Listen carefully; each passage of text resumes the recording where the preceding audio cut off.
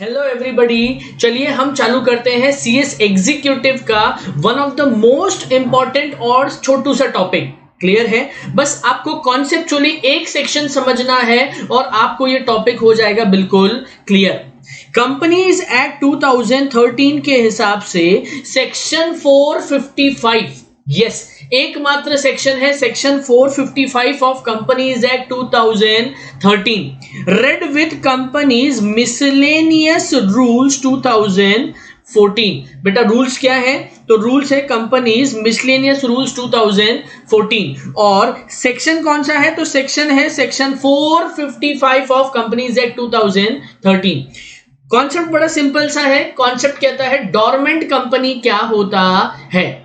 तो ऐसी सारी कंपनी जो हाल फिलहाल में इनएक्टिव है या इनऑपरेटिव कंपनी है, मतलब कंपनी इनकॉर्पोरेट करके रख ली है आप लोगों ने, बट आज हाल फिलहाल में देखा जाए तो इस कंपनी में कोई भी काम नहीं हो रहा है और साथ ही साथ आपने अप्लाई कर दिया है माई बाप ROC, रजिस्ट्रार ऑफ कंपनीज, और रजिस्ट्रार ऑफ कंपनीज ने आपके कहने पर उसका स्टेटस कर दिया है change, that is from active to dormant. अब सर ऐसा होता क्यों है?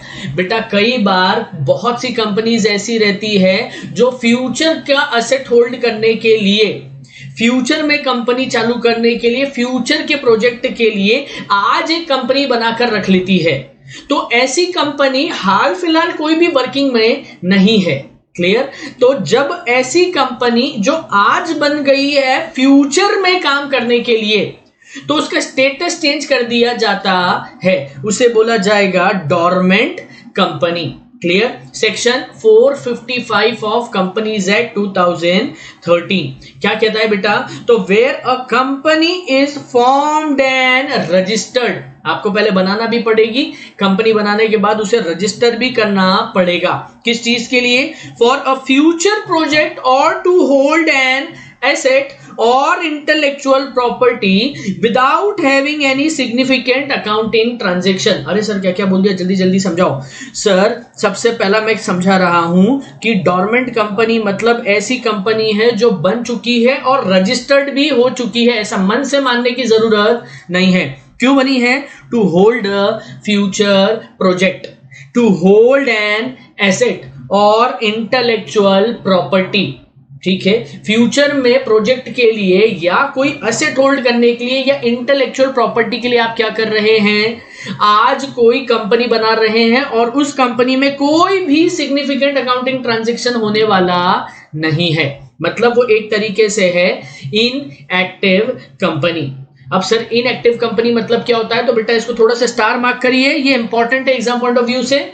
इनएक्टिव कंपनी मतलब ऐसी कंपनी जो 3 क्राइटेरिया फुलफिल कर देती है। सबसे पहला, has not been carrying on any business और ऑपरेशन, हाल फिलहाल में ये कंपनी कोई भी काम नहीं कर रही है, कोई बिजनेस ऑपरेशन नहीं कर रही है। दूसरा, इस कंपनी ने कोई भी सिग्निफिकेंट अकाउंटिंग ट्रांजैक्शन नहीं करा है पिछले 2 फाइनेंशियल ईयर से, या फिर कंपनी ने पिछले 2 फाइनेंशियल ईयर से ना ही अपने फाइनेंशियल स्टेटमेंट फाइल किए हैं, ना ही कोई एनुअल रिटर्न फाइल किया है। तो ऐसी कंपनी को बोला जाएगा इनएक्टिव कंपनी। ऐसी कंपनी बेटा जो कोई भी बिजनेस ऑपरेशन नहीं कर रही है। दूसरा, कंपनी ने कोई भी significant accounting transaction last 2 financial year से नहीं किया हुआ है। और तीसरा है कि कंपनी ने अपने फाइनेंशियल स्टेटमेंट और एनुअल रिटर्न को 2 फाइनेंशियल ईयर से फाइल नहीं किया है। अब ये कंपनी इनएक्टिव हो गई, तो इस इनएक्टिव कंपनी को क्या कर दिया जाएगा? डोरमेंट कंपनी डिक्लेयर कर दिया जाएगा। क्लियर? आप अप्लाई करोगे बीइंग कंपनी की, हमें क्या कर दीजिए, आप डोरमेंट का स्टेटस प्रोवाइड कर दीजिए and registrar on consideration of the application, पूरी की पूरी एप्लीकेशन सारे रिक्वायरमेंट्स को फुलफिल करने के बाद क्या कर सकता है? आपको एक सर्टिफिकेट इशू कर सकता है allowing the status of dormant company. Clear? और रजिस्ट्रार अपना जो रजिस्टर मेंटेन करता है डोरमेंट कंपनी का, उसमें आपके नाम को लिख लेगा कि भाई ये कंपनी क्या है? डोरमेंट है। ठीक बेटा, अब ये वाला जो पोर्शन है दैट इज वेरी इंपॉर्टेंट, इसके ऊपर थोड़ा सा गौर फरमाएंगे हम।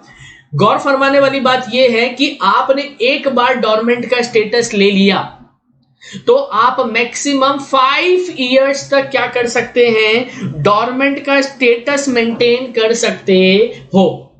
क्लियर बेटा, इसके बाद या तो आपको डोरमेंट से वापस एक्टिव पर जाना पड़ेगा या फिर आपका नाम रजिस्ट्रार चाहे तो क्या कर सकता है, स्ट्राइक ऑफ कर सकता है कि अब हमारे हिसाब से ये कंपनी काम नहीं कर रही है तो इस कंपनी को हम बंद डिक्लेयर करते हैं।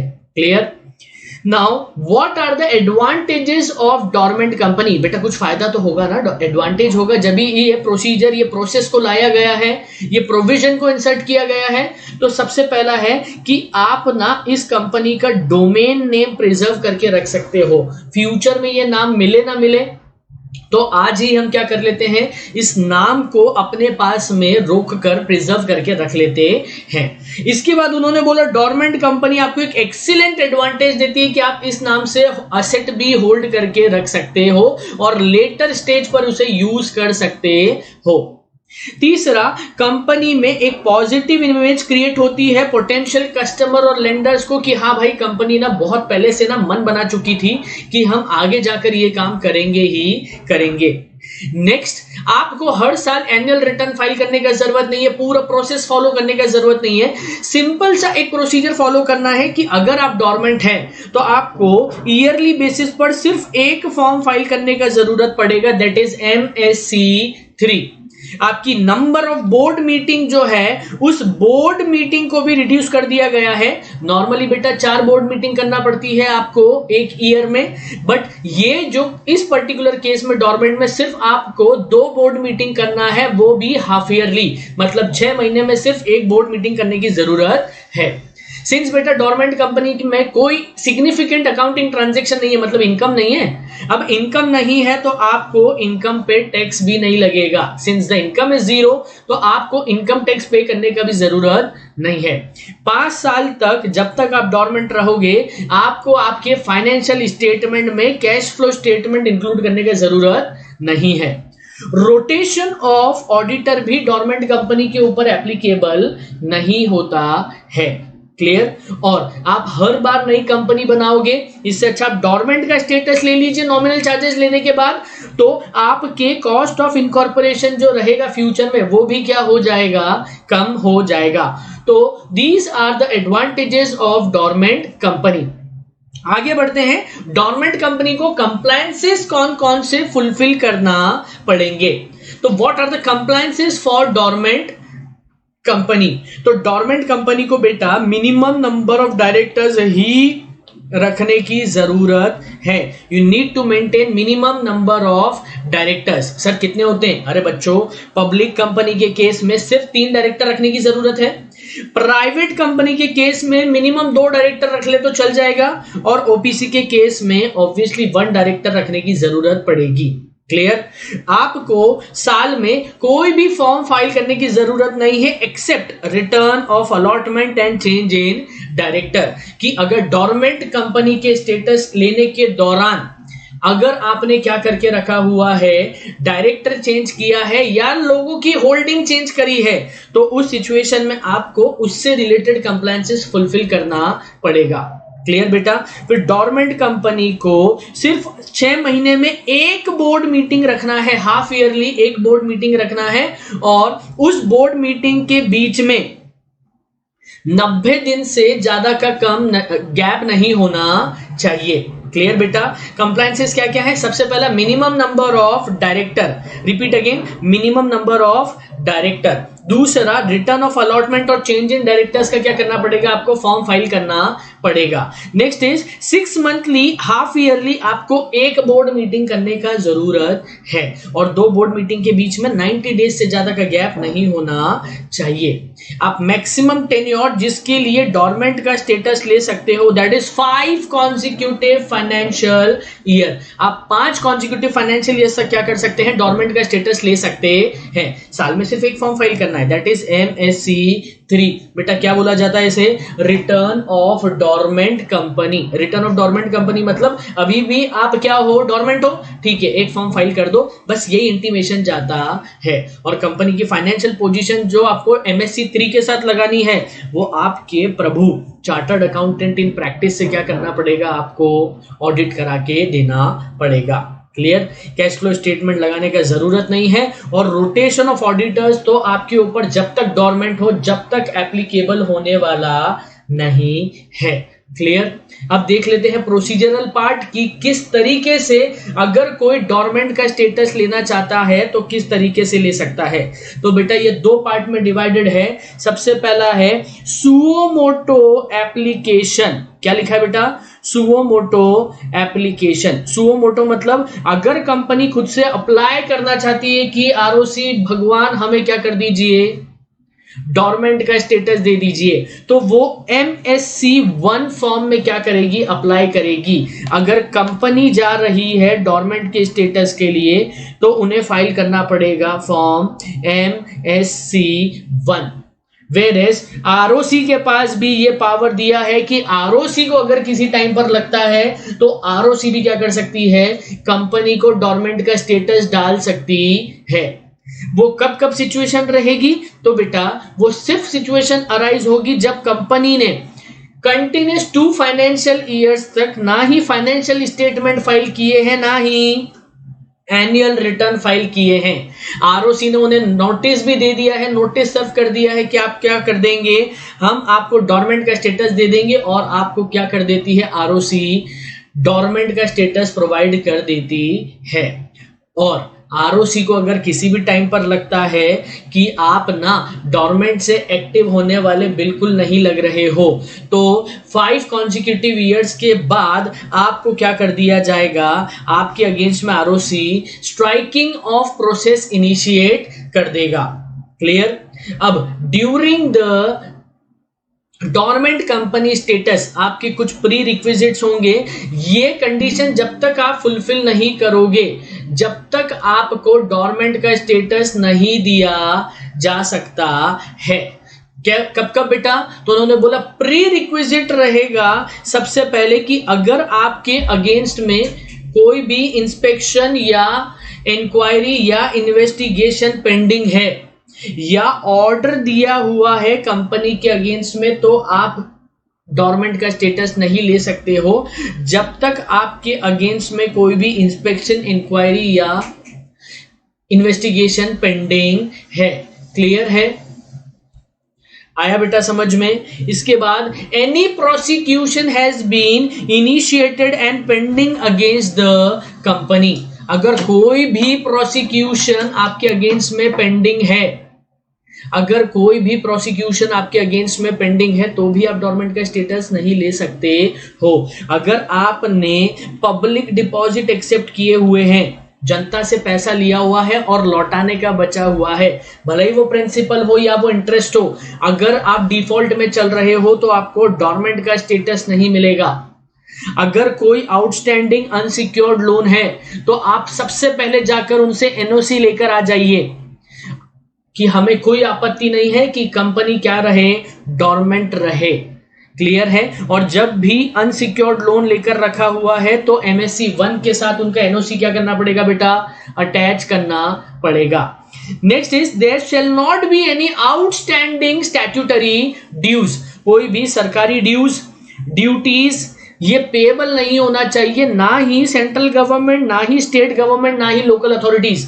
वहां से भी आपको क्लीन चिट लाना पड़ेगी कि साहब सारे बिल पे कर दिए, सारे टैक्सेस पे कर दिए हैं। अगर कोई वर्कमैन ड्यूज है वो भी डिफॉल्ट नहीं होना चाहिए। और कंपनी अगर लिस्टेड है तो कभी भी डोरमेंट का स्टेटस नहीं मिलेगा। पहले क्या करिए? लिस्टेड से करिए उसे अनलिस्टेड, लिस्टेड से करिए अनलिस्टेड, उसी के बाद आप क्या कर सकते हो? डोरमेंट के स्टेटस के लिए अप्लाई कर सकते हो। चलिए बेटा फटाफट प्री रिक्विजिट्स बताइए क्या क्या है। सबसे पहला इंक्वायरी या इन्वेस्टिगेशन पेंडिंग है अगेंस्ट द कंपनी। दूसरा any prosecution has been initiated and pending against the company. Third is company ने पब्लिक डिपॉजिट लिया है और पेमेंट नहीं किया है, ना ही प्रिंसिपल का या फिर इंटरेस्ट का। आउटस्टैंडिंग अनसिक्योर्ड लोन है और आपने एनओसी नहीं ली है तो भी आपको डॉर्मेंट का स्टेटस दर्जा नहीं दिया जाएगा। Next is outstanding statutory dues, taxes अगर पेएबल है और वो अभी पेंडिंग चल रहे हैं, भले ही वो सेंट्रल के हो, स्टेट के हो या लोकल अथॉरिटी के हो, आपको डॉर्मेंट का स्टेटस नहीं मिलेगा। अगर आपने वर्कमैन ड्यूज का डिफॉल्ट करके रखा हुआ है तो भी आपको पहले सैलरी बांटना पड़ेगी, फिर ही आप क्या कर पाएंगे, डॉर्मेंट का स्टेटस ले पाएंगे। And last but not the least, listed company कभी भी डॉर्मेंट डिक्लेयर नहीं हो सकती। लिस्टेड को डॉर्मेंट डिक्लेयर करना है तो आपको उसको पहले अनलिस्ट करना पड़ेगा। सर क्या क्या डॉक्यूमेंट लगेंगे और क्या क्या अप्रूवल लगेंगे अगर आप डॉर्मेंट कंपनी का स्टेटस लेना चाहते हो, तो फटाफट अपडेट करिए। सबसे पहले बेटा आपको लगेगा बोर्ड रेजोल्यूशन। बोर्ड मीटिंग में आपको बोर्ड ऑफ डायरेक्टर से लेना पड़ेगा बोर्ड रेजोल्यूशन। फिर आप करोगे बोर्ड मीटिंग में जनरल मीटिंग के date time venue decide. General meeting में आपको पास करना पड़ेगा स्पेशल रेजोल्यूशन या फिर consent of 3/4 share holder of the company. एक copy memorandum and article of association की। अगर आपने कोई लोन लेकर रखा हुआ है तो वहां से आपको लाना पड़ेगा एनओसी। आपके जो भी फाइनेंशियल स्टेटमेंट है या स्टेटमेंट ऑफ अफेयर्स है वो चार्टर्ड अकाउंटेंट या ऑडिटर द्वारा आप करेंगे, duly certified. Latest financial statement और एनुअल रिटर्न आपको फाइल करना पड़ेगा। एनओसी अगर कोई रेगुलेटरी अथॉरिटी है, जैसे इंश्योरेंस कंपनी बेटा, तो आईआरडीए क्या हो जाएगी इनकी रेगुलेटरी अथॉरिटी, उनसे लेकर आ जाइए एनओसी। सरकार से एक सर्टिफिकेट लिखवा के ले आइए कि भाई हमारे टैक्सेस, ड्यूज और ड्यूटी सारी पेड हैं। इसके बाद हमारे ऊपर कोई भी इंक्वायरी, इन्वेस्टिगेशन और इंस्पेक्शन पेंडिंग नहीं है। And last is certificate regarding no prosecution has been initiated under any law. हमारे ऊपर कोई भी अभी प्रोसिक्यूशन पेंडिंग नहीं है। क्लियर बेटा? तो ये है अप्रूवल्स और डॉक्यूमेंट। अब step by step procedure for obtaining the status of dormant company simple सा है बेटा। सबसे पहले हम रखेंगे बोर्ड मीटिंग। उस बोर्ड मीटिंग में हम पास करेंगे बोर्ड रेजोल्यूशन। अब हम ये देख चुके हैं कि बोर्ड मीटिंग का नोटिस जो है वो 7 डेज पहले जाता है मीटिंग के सारे डायरेक्टर्स को। क्लियर? उसमें रेजोल्यूशन पास करेंगे कि कंपनी डॉर्मेंट का स्टेटस लेना चाहती है, साथ ही साथ कंपनी शेयर होल्डर से अप्रूवल लेना चाहती है। इसीलिए हम फिक्स करेंगे date, time, venue of general meeting. Clear बेटा? ऑडिटर से आप एक स्टेटमेंट ऑफ अफेयर्स ले लेंगे बोर्ड मीटिंग में और ये देख लेंगे कि भाई इसे हमें कहां पर पुटअप करना है, जनरल मीटिंग में। क्लियर बेटा? जनरल मीटिंग में आप ये चीज होल्ड करोगे, जनरल मीटिंग होल्ड करोगे और पास करोगे शेयर होल्डर्स रेजोल्यूशन। और जब भी शेयर होल्डर रेजोल्यूशन पास होता है आपको आरओसी को विदिन 30 डेज पास करना पड़ता है, फाइल करना पड़ता है MGT 14। क्लियर? और उसी के साथ में आप फाइल करेंगे बेटा MSC 1, that is application for status of dormant company. Clear बेटा? आ गया। अटैचमेंट्स हमने देख लिए हैं क्या क्या फाइल करना पड़ेंगे आपको। इसके बाद अगर आरओसी सेटिस्फाइड हो गई तो आपको डॉर्मेंट कंपनी का स्टेटस प्रोवाइड कर देगी। क्लियर बेटा? यहां तक हमने देख लिया कि अगर कोई एक्टिव कंपनी डॉर्मेंट का स्टेटस लेना चाहती है तो वो क्या करेगी, क्या स्टेप प्रोसेस फॉलो करना पड़ेगा। बहुत सिंपल सा है। सबसे पहला बोर्ड मीटिंग रख लीजिए। बोर्ड मीटिंग में बोर्ड रेजोल्यूशन और ऑडिटर सर्टिफिकेट ले लीजिए। तैयारी करिए जनरल मीटिंग की। जनरल मीटिंग में स्पेशल रेजोल्यूशन पास कर लीजिए। वहां 2 फॉर्म फाइल करना पड़ेगा आपको। पहला रहेगा MGT 14 और दूसरा रहेगा MSC 1। आरओसी सेटिस्फाइड हो गया बेटा, आपको देगा certificate of dormant in form MSC 2। Certificate के ऊपर ही लिखा रहता है बेटा form MSC 2 dormant company status certificate. Clear बेटा? अब कल से आपको वापस इच्छा हो गई कि हम इसे क्या कर लेते हैं, एक्टिव ले लेते हैं, मतलब डोरमेंट से अब कंपनी वापस कहां पर जा रही है, एक्टिव के स्टेटस पर बेटा। ठीक, उस सिचुएशन में कुछ नहीं करना है, आपको बस फॉर्म फाइल करना पड़ेगा MSC4। कौन सा फॉर्म फाइल करोगे बेटा, MSC4। सर 1 का कौन सा है, फटाफट बताइए। Application for status of dormant company. MSC2 में ROC आपको सर्टिफिकेट देगा। Sir MSC3 is for return of dormant company, साल में एक बार जाता है। और MSC4 क्या है, जब आप डोरमेंट से एक्टिव पर जा रहे हैं तो आप ROC को एप्लीकेशन देंगे इन फॉर्म MSC4। क्लियर बेटा, MSC4 के साथ में आपको अटैचमेंट लगाना पड़ेगा, जो भी लेटेस्ट आपने MSC3 फाइल किया है वो आपको अटैच करना पड़ेगा। क्लियर बेटा, और ROC जैसे ही सेटिस्फाइड हो जाएगा आपको फिर से एक्टिव का स्टेटस दे देगा इन फॉर्म MSC5 कि आप वापस क्या हो चुके हैं, एक्टिव हो चुके हैं। बट उसके पहले हम देख लेते हैं कि डोरमेंट कंपनी को क्या क्या प्रोसीजर फॉलो करना पड़ेगा for the status of active company. Again board meeting रखिए, बोर्ड मीटिंग में बोर्ड रेजोल्यूशन पास करिए। MSC3 जो भी फॉर्म है वो रिटर्न प्रिपेयर करिए, जो भी आपने फाइल किया था लेटेस्ट में। ई फॉर्म MSC4 में अप्लाई करेंगे और उसके साथ अटैच करोगे लेटेस्ट वाला MSC3। ROC सेटिस्फाइड हो जाएगा बेटा, आपको सर्टिफिकेट दे देगा एक्टिव कंपनी का इन फॉर्म MSC5। क्लियर बेटा, डन।